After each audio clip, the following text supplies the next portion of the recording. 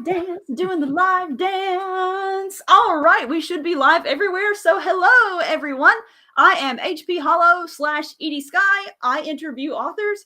And tonight, I was supposed to be interviewing 2 authors, but Jacob unfortunately got walloped with a really bad cold and has lost his voice. So instead, tonight, I am here with David Weber to talk about his latest release, the THERMOPYLAE Protocol. So welcome, David.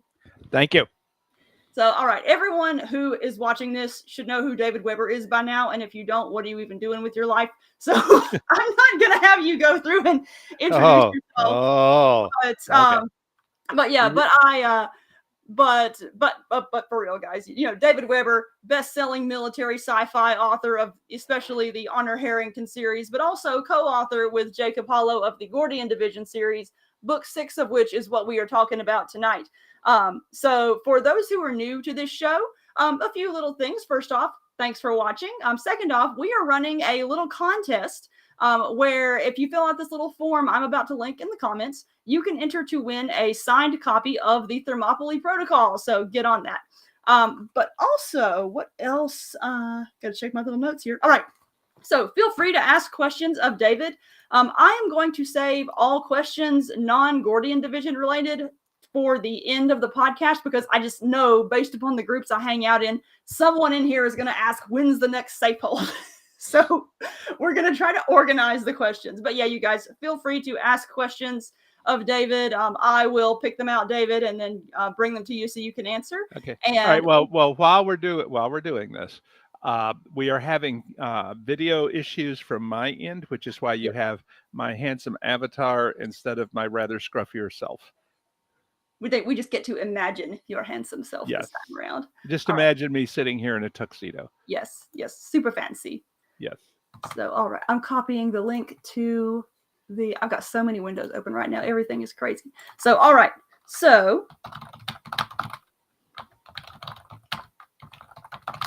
and I'm typing so that people know what this link actually is. I always misspell Thermopylae the first time I type it every single time. I think there came a point where I was just obliterating it Therp because that's what it always came out as. So, all right. The entry link is in the comments. So for those who are watching, go to the comments. You can also go to the show notes wherever you're watching and enter there. So plenty of ways to enter. And also thank you to Baen Books for allowing me to stream to their channels. This is a Baen Books release and we love them.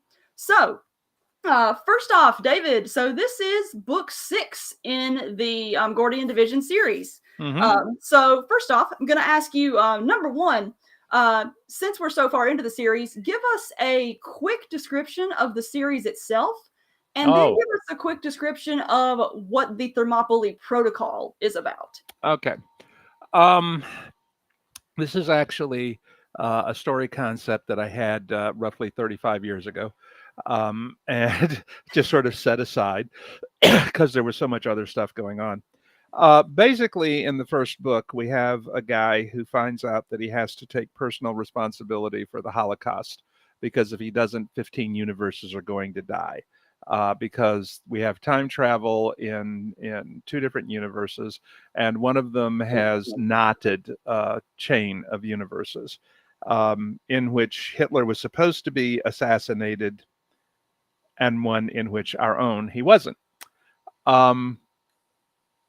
So basically, you have Syscov, which is, you might think of as the more liberal of the 2, is one civilization, and the other one is admin. They are on identical Earths in 2 separate universes, and both of them knew that time travel was possible, but both of them believed that it was impossible to do anything to change the past because they had empirical evidence that they weren't changing it. What they didn't realize was that what they were actually doing was splitting off additional universes, which is how they got into trouble. So the Gordian Protocol takes its name from the fact that there were these knotted universes that had to be cut apart. One guy and his virtual companion, electronic being, and his time traveling ship are trying to fix it. an entire universe is trying to stop him from fixing it because that universe will cease to exist in about 10,000 years. It will never have existed, as opposed to 15 universes that will cease to exist in about 10,000 years, and they don't care too much about what's going to happen in 10,000 years. So there's much time travel and much shooting going back and forth, and in the end, the good guys win. But we are now faced with the fact that we know that trans-universal travel is possible, and Cispal and the admin are still there. Admin doesn't know that Cispal exists. Cispal knows about admin because they had a really bad experience with them in the other universe. So these two universes have to learn to coexist.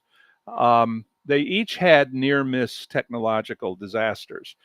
In the case of Cispal, it was nanotech that got out of hand and turned about a 2,000-mile swath of Asia into billiard balls. And in admin's case, it was a rogue AI that required the saturation nuclear bombardment of Asia. Asia got hammered in both universes. What can I say? Which means that in admin, AIs and virtual personalities are very tightly controlled. In the view of the guys in Syscov, they are actually enslaved because Syscal recognizes them as legal entities with all the rights pertaining thereunto. So this is where they begin their relationship. And in the books in this universe, there are two strands. One is the strand which will include the word protocol in the title. These are the ones in which there are genuine universe-threatening issues that have to be dealt with, or some other really serious episode which causes Syscov and admin to agree to a protocol to prevent it from ever happening again. Okay, so you have the Gordian protocol, you have the Valkyrie protocol, and you have the Thermopylae protocol. Yeah, these are the ones that put Jacob on a universe-destroying diet, right? Yes, those are the ones where I told him, no, you can't kill a universe every book. Okay, no. The other branch. And he was like, but, now the other set of books are the ones that will have file in the title, and these are police procedural novels. Is absolutely the best way to describe them, and they mainly focus, as a matter of fact, they have all focused on a team of investigators, one of whom is from admin, one of whom is from Cispal, and they have to work together to solve crimes that tend to go back and forth across the barrier between the universes. So there are two separate strands, and Howard, that's exactly what we're discussing right now, because they do seem like police procedure. Yes, I did. Yes, I see. I guess you just explained this. Yes, I did. But okay, Jacob had done the first draft of what became the first file novel, and we sent it off to Tony, and Tony was like, this reads more like an adventure novel. And so Jacob and I said, well, that's because that's what it is. And she said, no, you told me it was going to be police. And I said, well, okay. And Jacob said, I've never read a police procedural novel. So we gave him the 83rd Precinct, and apparently he has now sold his soul to police procedurals. Oh yeah, this is where I step in as Jacob. Whenever he said that his voice was gone, I went to his bow tie collection and basically got the most sciencey bow tie and decided to wear it as a doppelganger. So yeah, if I can interrupt a bit, just discovering police procedurals was really interesting for Jacob because it was a genre that he'd never really thought about before. He was always, prior to that, he was always a very military sci-fi, action sci-fi kind of guy. And then he read the 82nd, I get the numbers. 83rd Precinct. 83rd Precinct. Well, maybe it's 87th. 87th. Yes. The number precinct. Yes. And discovered that he really enjoyed them. They were quick, they were entertaining, and in the process he discovered a whole new genre that he really enjoyed writing in. Well, and And also he got handed Ed McBain to begin with, oh and yeah, McBain does it better than almost anybody else. So, yeah, they're you know, spectacular novels. We have so, this whole pile right next to his bedside that is just going to fall over any minute. yeah. But I kind of think of McBain as the Edgar Rice Burroughs of procedurals, that's just a good way to because look of at the quantity that he turns out. And when I say the quantity that he turns out, the quality holds up. it. Hmm. And by the time you get to like book 907, you know all these characters really well. But they're really nice. Uh, How many are there in his series? I really A lot. couldn't tell you. I started reading them. Let's put it this way: I started reading them about 30 years ago, so they've been around for a while. Um, so anyway, so that's how the two books differ. Yes. The two substrands differ, and where we are at the beginning of this book is that they have they have solved two or three crimes that have crossed the barrier. They have dealt with uh, universes dying and trying to keep them from dying. One of the things that I really hadn't quite visualized, but I think works really well, is the fact that we have so many universes that have not gotten past their near miss when the Mm-hmm. technology gets too and it's not because we're negative, it's not because we're pessimistic, it's because we need something to write books about. Yeah. And also, okay, and to be fair, if you read the subtext, they're mapping a whole lot of universes that haven't blown themselves up. Yeah. It's usually when they get to time travel levels that they stub their toes and bad things Mm-hmm. happen. And there are some crazy ones in this book too, where time travel has yielded bad results. Some of the universes they go to, or at least slip into and out of, have almost Lovecraftian elements to them. Yeah. And they don't Well, say they're long for obvious reasons, but I think that the saddest scene in the entire thing is where they rescue the sole survivor of a universe that has destroyed itself by weakening the wall between universes. Actually, another universe did it. is They that in book? rescue her, and then before their very eyes, she comes apart because she's part of a universe that can't sustain Yeah. itself. I remember that one. That one was actually a Tuckerization. Like I think someone won a Tuckerization at a convention charity auction, and it was just like, make it brutal. and so, and so Jacob made it brutal. There's not Oh, he did, yes. but yeah, let's see here. Oh, we have some really good comments that I want to touch on Mhm. before we continue. Emily says, I'm happy to report that my local library has purchased all books currently out in this series. So thank you to Emily's library and to Emily. Absolutely. And that reminds me to say, like, guys, if you want to read the stuff and your library doesn't have it, a lot of libraries have request forms you can fill out, and a lot of times they can get the stuff. So all they need to do Yep. is know that someone's interested. So yeah, hook Yeah. up with your library and Well, see if they they libraries can't possibly keep up with everything that comes oh out. yeah, I mean, you know. especially with so many books like this. We are in a golden age, a platinum age of publishing right now. Yeah, well, And it's with the like you have heard me say before. The thing about electronic publishing is that the great thing about it is that we get to see a lot of stuff we wouldn't have seen otherwise, and the worst thing about it is we get to see a lot of stuff we wouldn't have seen otherwise. this is true. All right, let's see here. I want to make sure I didn't miss any questions or comments here real quick. Let's see here. Beatrice says, love the Veltal file. That's actually my favorite in the series, and primarily because I love them all, but it's set at a multi-universal gaming tournament, and that's just my jam. I love that Oh one. yeah, well, you know, it's like Yeah. I really had not envisioned gaming as the common chord between the two universes, but it makes a world of sense, especially with Jacob loose in the middle of it. I Oh think yeah, I, absolutely. I think my favorite after Gordian, which of course is the launch book for the entire Mhm. series, is probably at this point still the Valkyrie protocol. Um, Especially Why that one above all the others? I think because of the end at the scene at the end where Raibert is sitting there and he has the history of this universe in front of him, and it's a universe that in one sense never was. Mm-hmm. Okay, that his ex-lover, the woman that he loved, had fought fought tooth and nail to create and preserve, and then ultimately destroyed it because she had to. And it's like, did it really happen? Right. And yes, it did, because he's got the history of it right here. We have a good question from Howard that I want to answer, or I want to have answered before it gets buried in the comments. We're getting lots of good comments, you guys, so thank you. What can we expect for the future of this series? Oh, well, let's see. Jacob has his first solo novel in this series out, the Dyson File File, that came out right before this.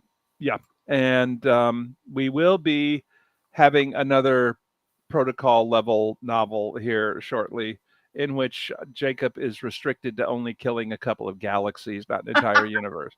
Unfortunately, one of them is ours, which is going to be messy. No. But yeah, well, but they all lived happily ever after, sort of, kind of, in a way. You'll understand when you get there. This is an open-ended series, and so there will probably be quite a few more books in it. There will probably be more. There will probably be more files than protocols, because it's harder to manage universe destroying events than it is to solve crimes. Okay. And also because the file novels are really where we're looking at the interface between the two universes on a day-to-day basis. In the protocol novels, they frequently have to cooperate even when they don't like each other very much, and they learn to respect each other, and they make sacrifices and all the rest of it. But it's really more on the micro level with the police work that they are weaving the strands of these universes together. Yeah, and Jacob enjoys writing both branches, but I can see the level of fun he has messing with the two different universes in the police procedurals. Because that's partly because he's messing with Isaac. Oh yeah, definitely. Isaac. Okay. And sometimes authors, when you're talking to authors, you can identify who their favorite characters are by how they light up when they talk about them. And whenever Jacob talks about Isaac and Susan, you can automatically tell that they are among his favorites. And so he really just enjoys writing their interactions. And I personally really enjoy characters who are foils for each other. And you have Isaac, who is this sort of straight-laced, let's get it done kind of detective. And then you have Susan, who kind of feels like a fish out of water, but she's also the one with this robot combat body.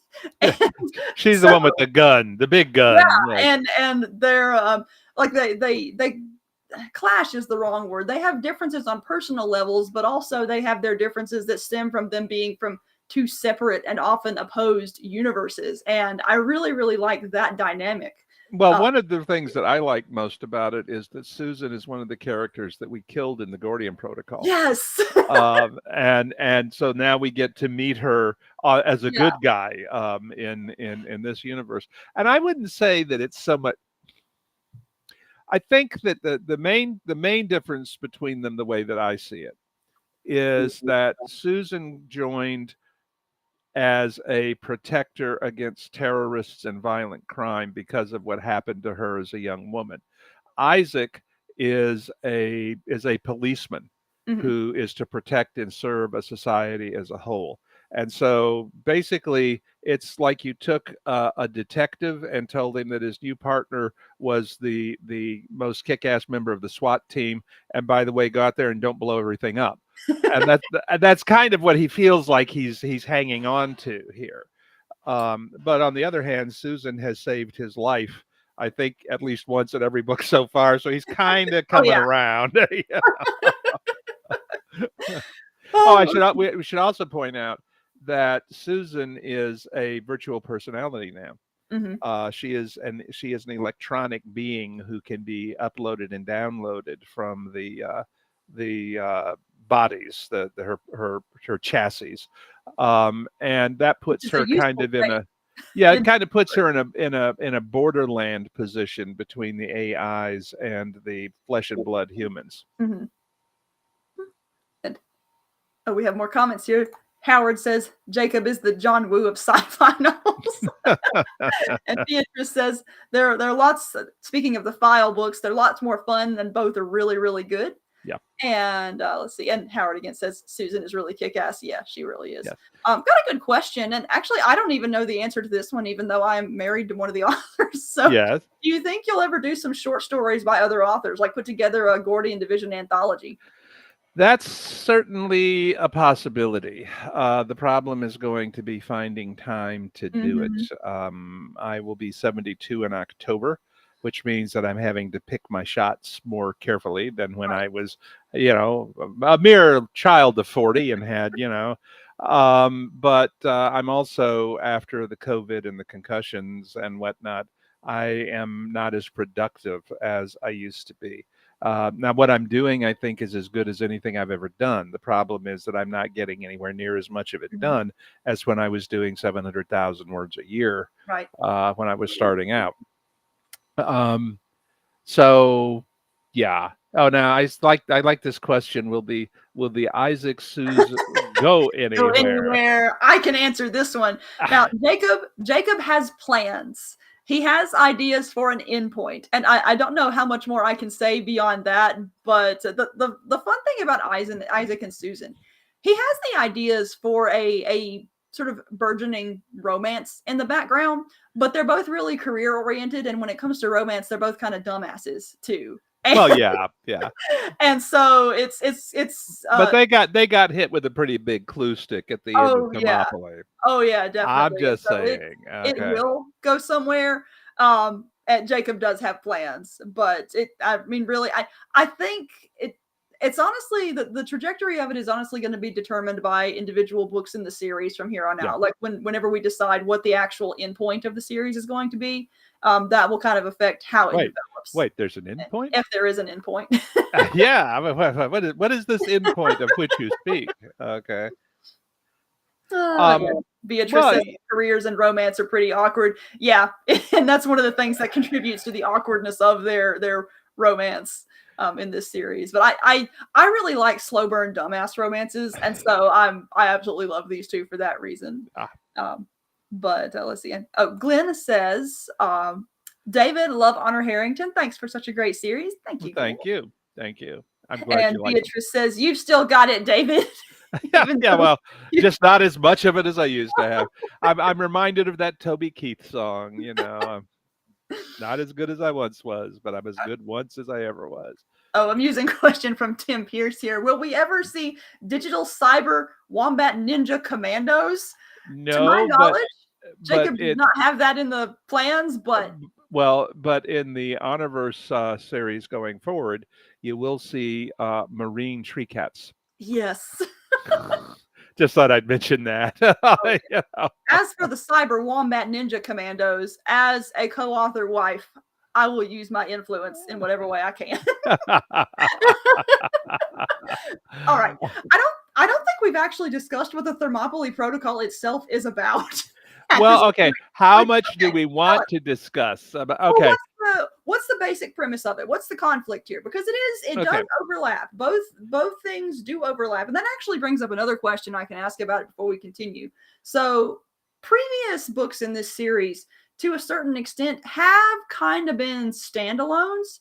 Yeah. How standalone would you consider this one, considering that both branches come together in it? Is it I think okay, none of them have been all okay. All of the earlier books have been satisfying standalone reads, right? but all of them have been connected, Hmm. and including bleed over of characters from one book to the other book. Um, Probably the one in which that is of the collaborations in which that is least a key factor is the Weltall file, um, but it's a factor in all of them. Um, my rule of thumb is that for the first 4 books in a series, you can figure that you have to bring new readers up to speed. Hmm. After that, they have to understand that this is the 5th book in a series, and therefore you're not going to be able to tell them everything. Yep. Gotta get That caught up was, yourself. yeah.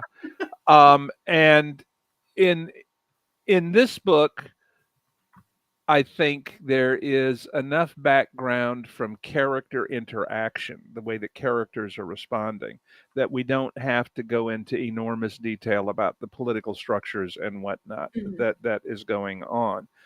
Um, I don't think of it as a standalone, but it reads quite well actually as a standalone, I think. But they are weaving a continuous story thread going forward.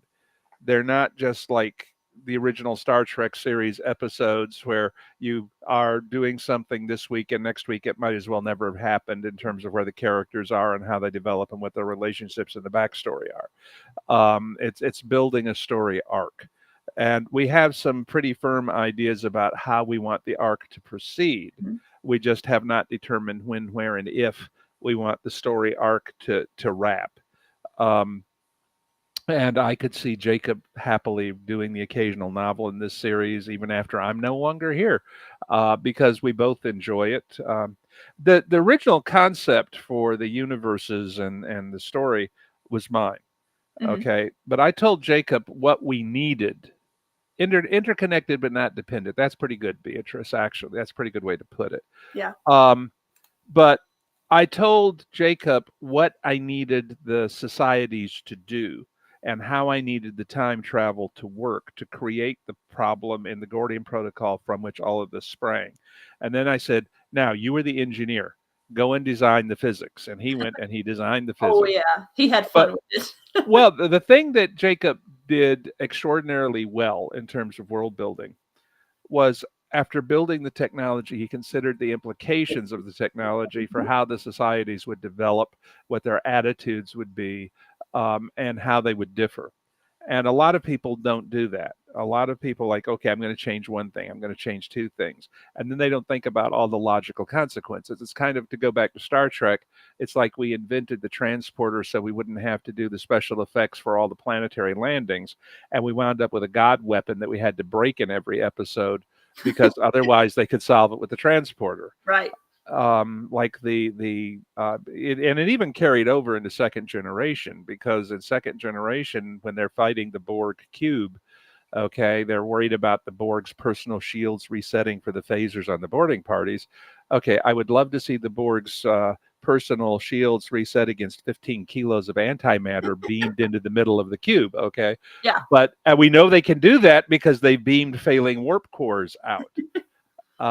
So we have issues like that cause the writer in me to go, oh Yep. God, and Jacob put together a structure.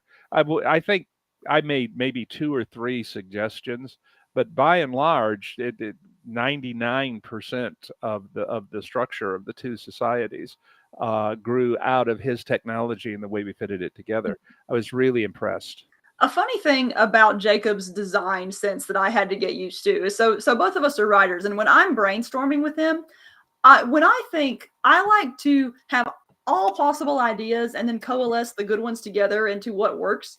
And Jacob takes kind of the opposite approach, where whenever I give him an idea, he thinks about it, and then the first thing he says is, "This is why it won't work. How do we fix it?" Yeah, and, yeah, and that's just his engineer brain doing. It's not that he hates the idea; it's that he wants to fix problems early. But that's the exact way that he approaches world building. He wants to get everything in line, see what kind of problems things can solve, or things can see what kind of problems can arise, and then fix yeah. them early before they cause story Well, problems. actually, now that you mention it, okay, when I'm working with an editor, Mhm. okay, and they make a suggestion, okay, I have to figure out all the places where that suggestion may make problems for what Mhm. I've already done before. I need to be sure I've identified all of those before I can look at where it will strengthen what I've done. And it drives some editors crazy because they think I'm saying, no, we can't do that. I'm saying, well, it'll make a problem here, it'll make a problem there, it'll make a problem there.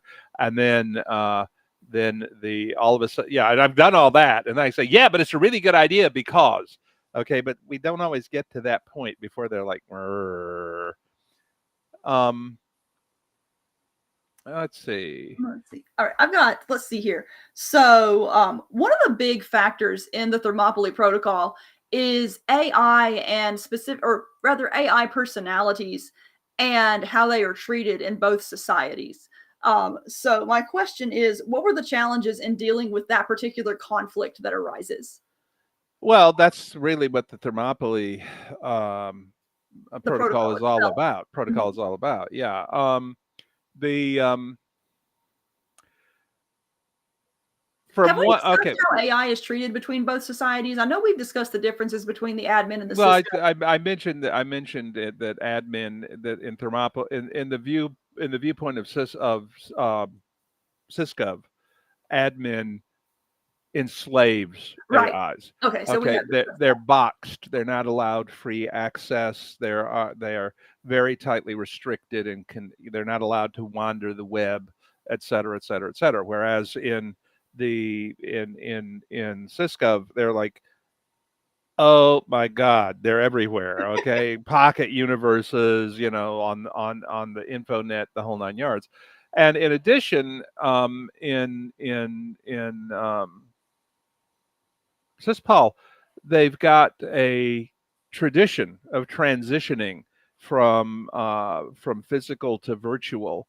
Probably about the time you start turning that. 40 or 50, your body starts slowing down, and you can choose to become a an electronic being living in the net, or you can choose to be incorporated into a synthoid body. One of my Um, favorite things in the first book in particular was the going meatless party. The yes, yes, concept of the yes, going meatless party yes. where it's like you're transitioning to your digital form and it's You've this like you've already, well, the thing is that the way that this is set up is that, unlike a lot of science fiction, including my own Safehold books, the assumption is that to get a real read of a human personality, you basically destroy the structure of the brain in right. getting it. So you lobotomize the body Mhm. when you record the personality. So therefore, you automatically, if you decide to become a virtual personality, you're kissing Oh yeah, your your body's gone. flesh and blood. So what usually happens is at the going meatless party is that your body, your previous host, has a place of honor laid Mhm. out, so you can all say, "My, doesn't he look natural?" And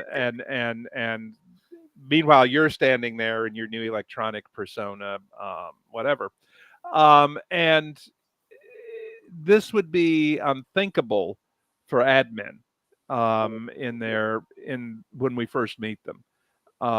And there is incredible fear on admin side of all these virtual personalities running around loose. Oh my God, Yan Lu is going to get us again.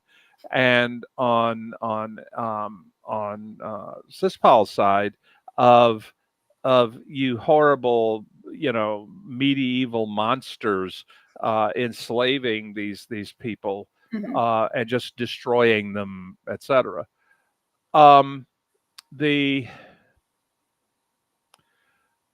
the other thing I think that needs to be borne in mind is that admin is running behind on the technological curve Right. to Sysgov Syspal, and they are Sysgov Syspal is a post scarcity society. Mhm. Okay, admin isn't yet, and they're making the transition, and that's part of the problem Right. where they're looking at things like virtual personalities. It's a younger, for want of a better term, cruder in some ways Mhm. society. It's also had a lot more political conflict before the two sides meet up, Oh yeah. including system-wide wars and the whole nine yards. So you one would assume that most of the problems would be coming from the admin side. However, most of the problems are actually coming from the Syspal side. Mhm. If you go back and look, every single book where there has been a threat to the universes began with Syspal. The Gordian Protocol did, the Valkyrie Protocol did, and this one does. Um, and if I were admin, I'd be going, we put up with a lot from you guys, But in this particular instance, what happens is that admin is being attacked by terrorists that they can't identify, but who seem to be using Syspal technology. Right. And the idea is we got to figure out who's doing it and why. Mhm. So, and it turns out that yes, it does look like it's Syspal technology because it is Syspal technology. In fact, it's cispal terrorists who are wandering around the admin universe. Um, the title of the book comes from the moment in the book in which Leonidas, who is the leader of a group of folks in admin, I won't tell you what kind of folks, but anyway, uh, Cultist. they are they are standing in the path of these terrorists, and they're gradually, they're being worn away. So that's like the Battle of Thermopylae, Right. and in fact, the lead terrorist on the other side goes by the name of Xerxes because Jacob and I are not always very subtle. You know, No. well, we are. I mean, except for Robespierre. Yes. Yeah. Oh man, that's Thank what you, Howard. It was. Yeah, I thought it was a good scene. Oh, well, let's see here. Let's see, we've got so many questions in the comments. I'm trying to sort back through them. We have, let's see, one more, and I think this is from Gamora 12. And the question as written is, how did you, Jacob, about this series? But I think it's meant to be, how did you connect with Jacob about this series or contact Jacob about this series? So if I've misinterpreted it, Gamora, let me know. But how did this start? I know this answer, so I'm just going to let you say it. This is one of those interviews where it's like, I know the answer to every question, but I have to pretend that I don't for the sake of interview purposes. Yeah, well, okay. Sharon and I met Jacob and Heather at a small Comic-Con in one of the libraries here in, I can't remember even which library it was. It was Wasn't man, it I in one of the forgot the libraries? location too. It was not at a library. It was at a really, really little con called Monster Con. I And thought that, yeah, okay. it Anyway, might have been anyway. uh, okay, maybe the second time was anyway. It was at a university, I think. Yeah. Yeah. Anyway, so we met, and Sharon actually noticed the two of you and said, "Come on over," and we started talking, and we liked you, and we ran into you again a couple of times, and we started having dinner occasionally, discussing books. Mhm. I read Jacob's Jupiter books, Dragons of Jupiter. Dragons of Jupiter, Yeah. before, and it had some problems, but then it was Oh yeah. like a very early book. It was the Um, very first book we published. yes. So Well, and also probably one of the drawbacks of independent publishing is that you usually don't have access to an established editorial staff, people who might help to identify problems or weak points. Weak points would be a much better word phrase for what I'm talking about here. It wasn't like there were plot issues. It wasn't like there were just what draws readers to a writer is the writer's voice. Okay. And Jacob was still working on his voice. Mhm. Okay. Anyway, so I think we were having like his birthday dinner at one of our local restaurants, which is no longer there, but which Sharon and I went to for 20 plus years before it went away. And I had been thinking, like I say, this was an idea that I pitched to Jim Bain at the same time that I pitched Honor Harrington. I gave him 10 concepts for series.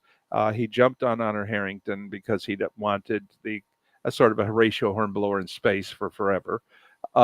This was one that we didn't think we were going to have time for, but I really liked it. And Jacob being an engineer and my having read some of his stuff, I decided that I would ask him if he would be interested in doing the book with me. Now, if I had known that he had sworn that he would never write a time travel novel no matter what, I might not have. Okay.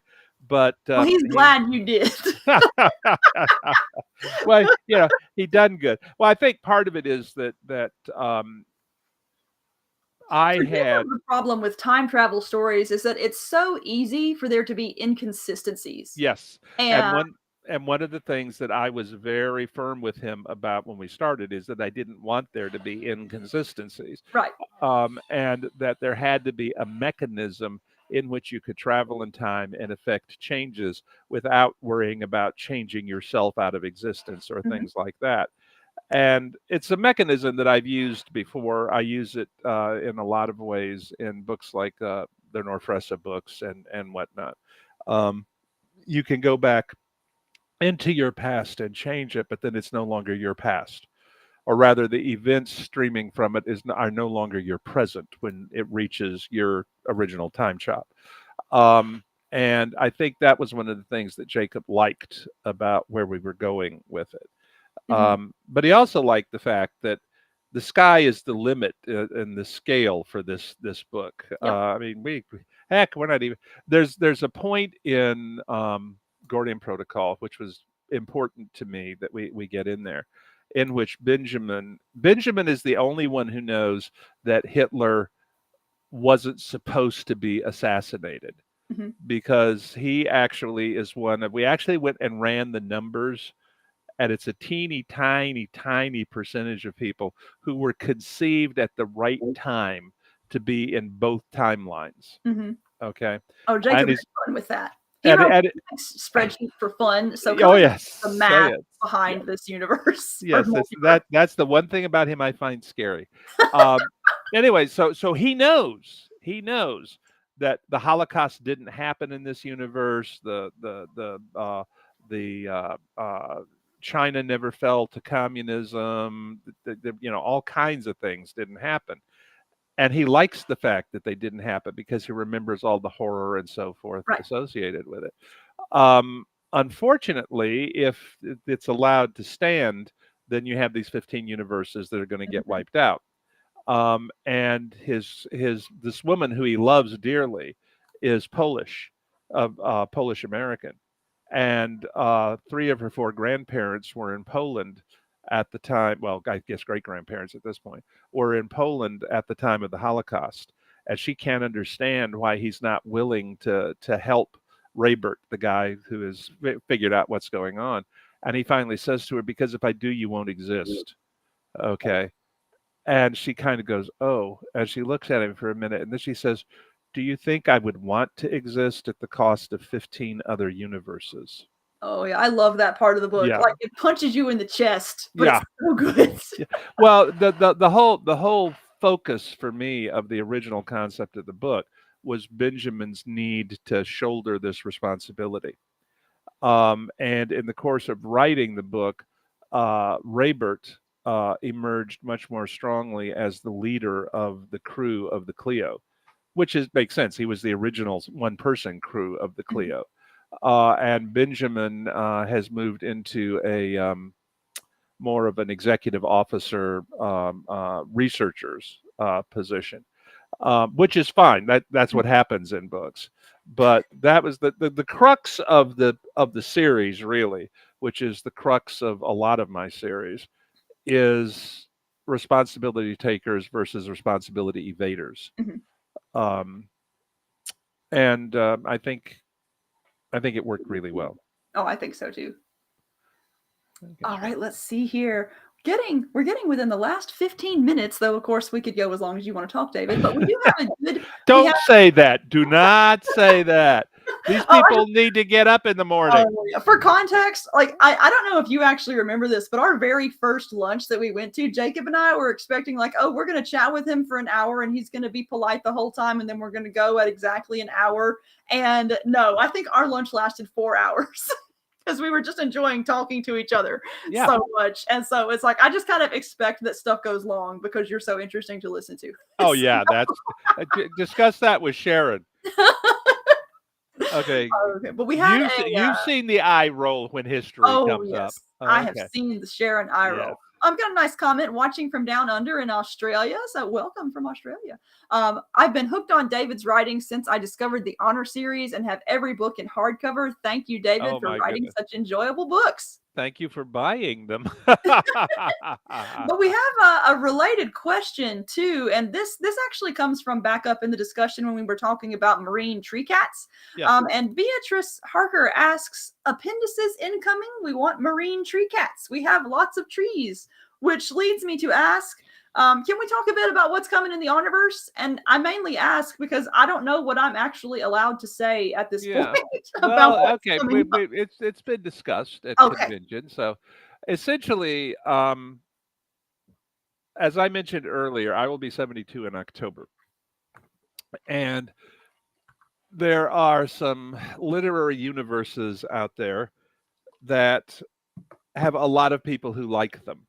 Hmm. And now I will say, in the Honor Harrington books, I have wrapped up my original story arc for Honor.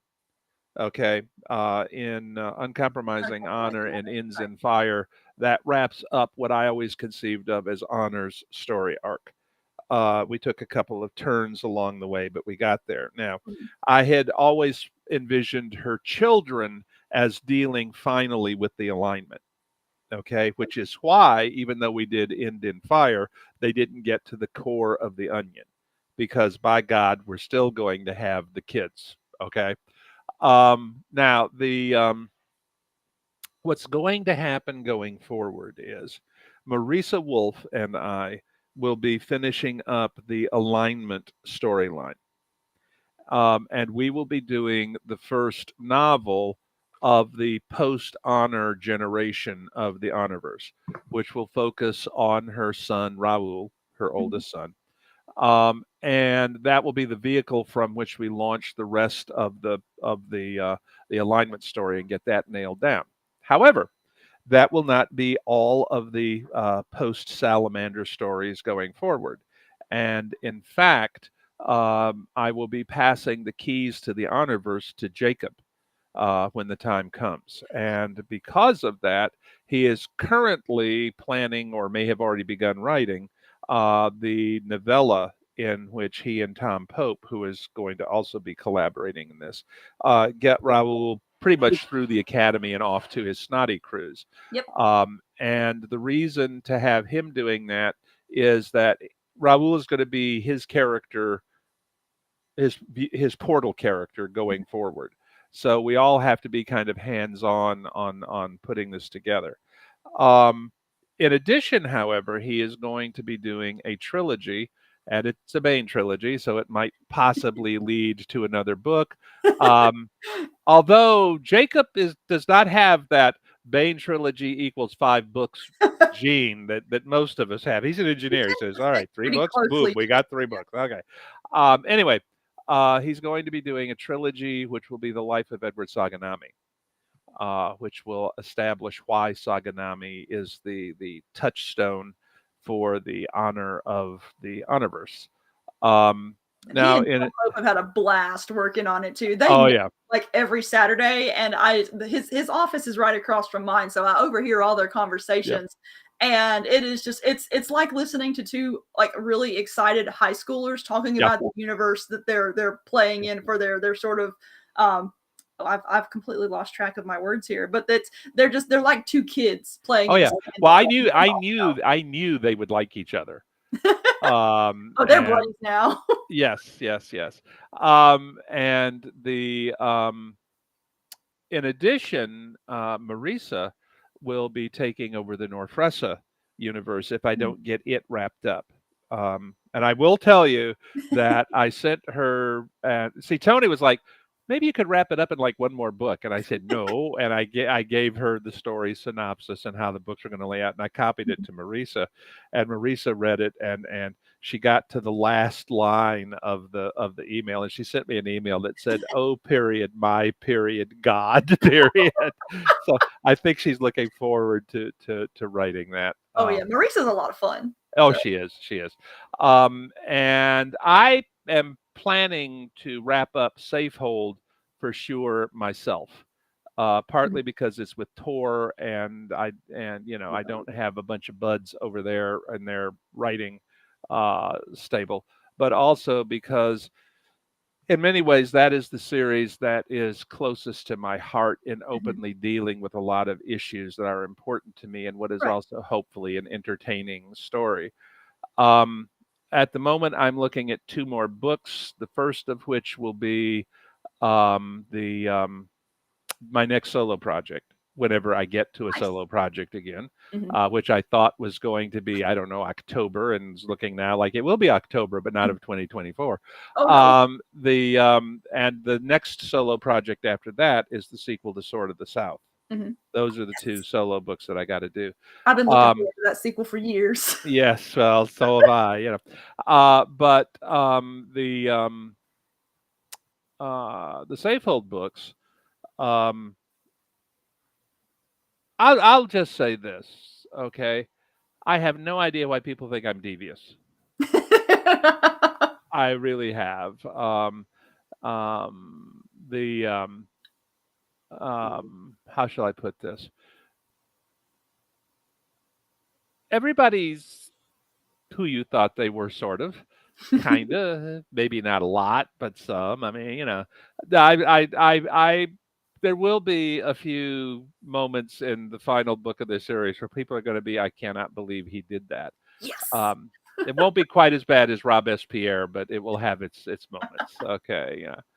I have to tell you that with Robespierre, I did everything I could to convince people that the Republic of Haven was France. I mean, I gave you the tennis court oath. I gave you everything, and Robespierre on top of everything Oh else. yeah, Plus, that's like the plus they cherry. all spoke French. Okay, you were supposed to be French, French, French. They wait, no, it's not. He just blew up Napoleon. Okay, so see, that was what they call sleight of hand. Oh, we got another nice comment. This one's from Jamie Ibsen. Says, David, so long as we're talking about our favorites, Michelle and I have been listening to audiobooks, Honorverse, and right now we're wrapping up We Few, The Empire of Man, Prince Roger. We love them all. Thank you. Well, thank you, Jamie. Nice. Well, while we're talking about your other releases, we know, Yep. okay, so obviously Thermopylae Protocol is out. What Yep. else have you recently released, or what else do you have coming up? Because I know it seems like you Okay. have a book out like every 3 months.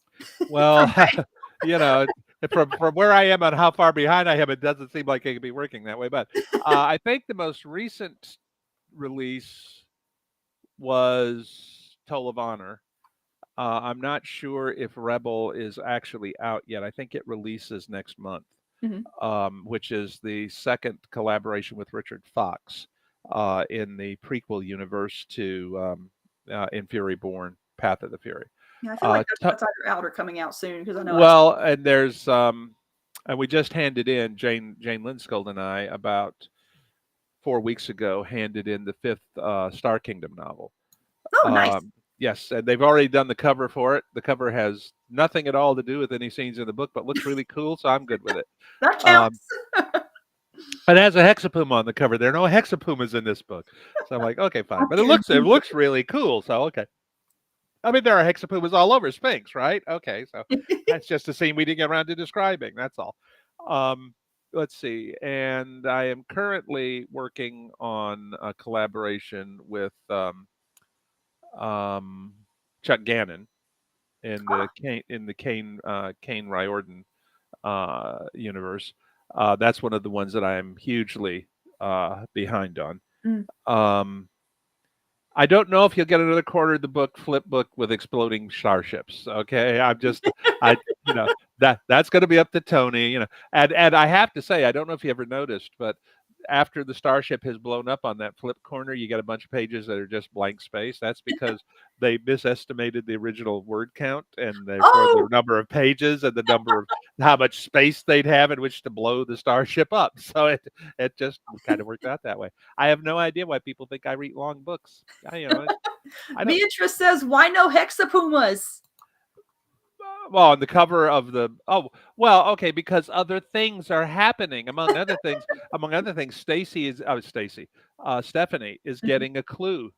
If you hit her with a big enough clue stick, even she will look over and say, "Gee, Carl, you're kind of cute." What can I say? Yeah, Carl is one of my favorite characters. Um, and I really, really, really like Stephanie, but in many ways, even though their relationship goes to a whole nother level in this new book, the focus of the book is in a lot of ways on Trudy, who Stephanie just wanted to punch in the face the first time. Well, the first dozen times they met, and they are on their way to becoming very, very close friends by the end of this book. I will say too that this book is darker on a personal level than most of the books that we've done. The so like Jane was like when she was reading my edits to the draft, she was like, I thought you said you didn't like dystopian books. And I said, I don't like dystopian YAs. And she said, well, this is pretty grim. And I said, it's only dystopian if the good guys don't win at the end. Mm. And she was like, oh, okay, now I understand your definition of dystopian. Yeah. But I mean, that's to me is YA books are a perfectly good place to deal with what can be some very ugly issues. But in my judgment, they have to be dealt with in a way that doesn't leave the reader going, the world is just as horrible as I thought it was. And so that's what I mean when I say that I am opposed to dystopian YA. Although opposed is a weak verb for my actual feelings about the genre. I would be more or less willing to go to the skeet range with some of the YAs and say pull and just but, yeah, what can I say? Not one of your favorite genres, then. Well, YAs, yes, but okay. Dystopian in particular. Well, okay, but one of the other problems that I had is with the early Harry Potters, and I read all the Harry Potters up through the Half-Blood Prince to the kids, and I told them, okay, here on it gets a little dark. You can read them for yourselves later on. But the problem I had with the first few books, and it was inevitable, it was baked into the genre, was all of the adults had to be incompetent or stupid to allow these kids to save the day. So when I was writing A Beautiful Friendship, my belief is you can find all kinds of trouble for smart, capable kids to get into, even when they have smart, supportive adults in their lives. Oh, yeah. Okay. And that's what I tried to do with Stephanie. And I think it worked. And I wish more people would, who are doing, I think that is sort of the direction that a lot of YAs are trending now. Thank God, away from the, We got a great, oh my gosh, this is a David worthy pun from Tim here. He says, you always see utopian or dystopian, but never utopian society. Maybe they have lots of tree sculptures. That's magnificent, Tim. Only if they're from the island of air where they can have the topiaries, Oh my gosh, David, that's even worse. Don't get me started. Don't get me started. I just learned about a very a new, to me it's new, Asian style of humor where the joke really puts it to somebody at the end of it. They call it a punji stick. Wait, what? They call it a punji steak. Okay. Well, okay. I'm sorry. I'm old. I know what was at the bottom of those holes in Vietnam. Okay. I'm sorry. Go on. When it comes to some humor. All right. Let's see here. Oh, okay. Let's see here. We got a comment from Scott about the event description. There should, if you're on, we're speaking of the Google form to enter for the assigned book. If you're watching on Facebook or YouTube, there will be, like, in the event stuff. If you're on Twitter, I just recommend going to Google and YouTube for whatever, or not Google and YouTube, going to Facebook and YouTube for whatever reason. Twitter will not show an event description. I see that you're watching on Twitter, Scott. But I'm also posting in the comments, and also I know you personally, so I'll just send you the link. but yeah, for anyone else, go to either the Bane Books channel on YouTube or Facebook if you can't find the event description, or the Holo writing page on either one of those, and you'll find it there. But okay, I should point out that at LibertyCon, where we were last weekend, they actually had a panel, the five horsemen of the apocalypse. Only 4 of us turned up, but it was many puns were told. Now, if the puns are starting, it seems like a good time to wind down. Hey. We can only have so much awesomeness in one. There you go with the negative waves. I need to get a bunch of the punsters together and just have something dedicated to puns. Because one of my favorite things about your Facebook page is that whenever I go and read your posts, I either know that I'm going to get a really astute political observation or a really, really atrocious pun, and I don't know what I'm getting until I reach the very end. And I kind of love it, but it also kind of makes me want to scream sometimes. As a good pun should. Well, it was. I've always loved puns. Oh, okay? Me too. They're my favorite. And Sharon says that she doesn't, but every so often I catch that twinkle in her eye. The Oh whole time yeah. she's going, "Oh, that's awful. Go I can away." I can just like I've seen the mischievous Sharon twinkle so much, it just popped Yes, straight into my head when yes, you mentioned it. yes, yes, yes, yes. Ah, And when Michael was home from between assignments, he rotated home from Jerusalem on September the 30th. mhm. And he is now in Ankara, Turkey, in the embassy there. When he was home, he was sitting at the dinner table with us, and I told him, I joked. He said, "Dad, I never thought I'd say this, but I have really, really missed the dad jokes." Oh, that's sweet. Yeah. All right. Well, it is 9 o'clock, so we are going to start wrapping up here. Before we go, I do want to say in Jacob's place, he has, let's see, both Jacob and I are going to be guests of honor at Pecan coming up in North Texas in September. It's P-con. It's a pun on pecan, which Yeah. honestly, the moment I heard the name of that con, I automatically I went. do. Yes, you were It's thinking they have yellow rivers in Texas, so it would be like, yes, I know exactly what you yeah, were thinking. I just love that pun. Anyway, we're going to be guests of honor at Pecan. So you should, if you're in the North Texas area, I think it's Fort Worth. You should totally come and hang out. Also, in terms of book releases, Jacob's first new solo series in years is going to be coming out in October. It's called The Freelancers of Neptune, and he basically describes it as Firefly meets Ringworld, which I think is a fair description. He also it's got scrappy crews. I kind of describe it as like Firefly with a cat girl and space pirates and all sorts of crazy nonsense. It's far future sci-fi. The as the cover says, the solar system ain't what it used to be. It is unrecognizable and awesome in a lot of ways. And if you like just fun sci-fi adventure with hot cat girls on Okay, the I'm cover, still waiting for him to explain to me how Mercury can be a gas giant. he I has mean, I he know has how it could be turned into one, but staying one, yeah, you know. he has explained it to me, and my brain doesn't keep science in it, so I have Yeah, forgotten. So he will have to explain that yes, in a future episode. But Scott says, yes, I love the cover on Jacob's new books. And yes, this is one of my favorite covers that we've gotten. Like the artist is Sam Kennedy, I believe, and he yes. just nailed it. This thing is And gorgeous. and Jacob has pointed out to me that she is in reality wearing heavier armor than Yes, he is, but he likes he. the I cover don't is more effective this for the baby boomers among us. I'm not sure how Emma Peel would feel about that, but I'm just saying, yeah. Oh, yeah. Tim Pierce is back and says Freelancers was great. I read the e-arc. Dig the megastructures. Thank you, Yes, Tim. yes. I will say one thing about Jacob is that when it comes to engineering, he does not think small. Oh, he does not. He is one of the very few people that I've worked with who I think would have taken Dahak totally in stride. Of course, you can build a starship the size of the moon. Why? What's the problem? But yeah, David, are you going to be at any cons coming up, or are you finished with We've got Dragon Con, and then we've got Superstars in Colorado, Oh and yeah. I think that's it for the rest of the year. Sharon and I are not as young as we were. We don't do quite as many cons as we did, and there's also with her surgeries and everything else, we really pretty much have to fly first class whenever it's Oh going to be yeah. a long trip. So that kind of limits some of our options too. Um, but now we will be in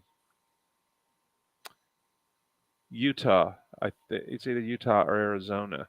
The end of next month, but that's not so much for a con as it is for a TRMN related Ah, memorial. okay. Yeah, yeah. Cool. So so that's not it's not a convention. There won't be any appearances or anything involved. Yeah, just hanging out with TRMN people. Yeah, yeah. Cool. Well, it's and saying goodbye to somebody who we liked a great deal, who we lost some time ago, Oh, but I see. haven't really had a chance to get together with people. Mhm. That's what I meant when I said it's going to be kind of a memorial. Oh, right. Yeah, but it's like I've always said, losing people is the price you pay for the joy of having had them. Mm-hmm. I actually, Um, my just now that my grandmother actually passed away recently, and I actually used that exact quote in the little speech I wrote that the grandkids and I put together to speak about her. So it's a great quote, and it's very meaningful because I mean it's true. Grief is the price you pay for love, effectively. Yep. And Yep. but, All right. Now I have one other comment for you, Heather. mhm. Okay. It's up to you whether or not you mention Scott's comment there in the upper corner to Jacob. Oh, this the one about Doc. Yes. Okay. We're making Jacob I'm just write the saying, you know. story of Doc because yes, there must be a reply. I can Yes. definitely tweet in his ear a little bit. I don't want to overload him. I don't want to just suck him into my universes. Jacob But has a computer brain. He can well, handle I had planned 2 more books in that series. And I'm thinking about getting Marisa to write the other 2 that I had in mind for Alicia DeVry Mhm. in the Honorverse. I mean, in the Furyverse, because I'm just like, I want you all to know that I have a 14-book historical novel series completely plotted out that I'll never get to write Mm. because there's no way there would be time. And every time I got thinking about it, they say, no, more science fiction, more science Yeah. fiction. But it starts with the American Revolution and goes through Desert Storm. Okay. And it's, and I just say, okay, I'm good, except that, never be able to do it, kind of thing. But, I also have a series that I want to do that the movie The Final Countdown, Mhm. where they wuss out at the last minute and bring the carrier back to the future. In my novel, that won't happen if I ever get to write it. So it's be like, and what else was the other one that I wanted to do that I'm probably never going to get to do? Tim says there's time if we digitize you. Yes, that's, somebody said we just need to give you a pica, David, and I said the damn thing, it just starts spinning off its own series. We'd never get done anyway. But I want to do one in which William Tecumseh Sherman wins the Civil War for the South. And the war doesn't end up quite the way that it did in our, but again, there's no way I'm going to have time to do it. Yep. Well, so little time. Well, thank you for coming on the show tonight. It's a pity Jacob couldn't be with us, but I hope I was a sufficient stand-in with it's a pity that all you see is a circle that comes and swells and goes and swells when I say something. But we can hear your voice though, and that's the important part. Yes.